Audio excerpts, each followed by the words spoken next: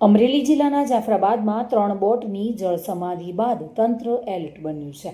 જાફરાબાદના 11 જેટલા ખલાસીઓ લાપતા છે, ત્યારે ગઈકાલે કોસ્ટગાર્ડને 2 મૃતદેહ મળ્યાના અહેવાલ મળ્યા હતા.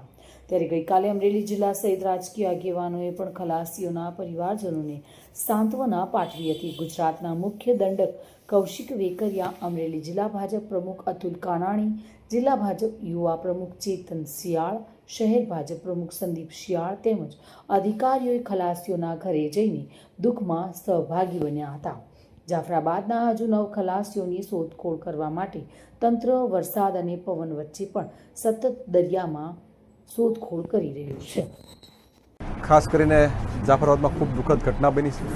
દરિયાની અંદર 11 જેટલા લોકો લાપતા છે. અત્યારે મેસેજ મળ્યા મુજબ 2 બોડી અત્યારે રિકવર થઈ છે અને તંત્ર દ્વારા, કોસ્ટગાર્ડ દ્વારા ખૂબ રીતે મહેનત પણ કરી રહ્યા છે. સરકાર પણ સપોર્ટ આપી રહી છે. અત્યારે બધા પરિવારજનોને પણ મળ્યા છે.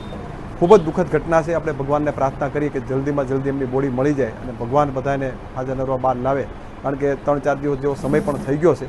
પણ હવે કુદરતે જે ધારી એમાં તો કંઈ થવાનું નથી બીજું. પણ તંત્ર દ્વારા ખૂબ સારી રીતે મહેનત કરી અને અત્યારે 2 બોડી જેટલી રિકવર પણ કરી છે. લગભગ 5 કલાકની અંદર એ 2 બોડી જાફરાબાદ પૂરતા સમય લાગશે, પણ તંત્ર દ્વારા પૂરતા પ્રયત્ન કરી અને જલ્દીમાં જલ્દી આ બોડી બહાર લવાય એ પ્રકારના પ્રયત્નો ચાલુ પણ છે.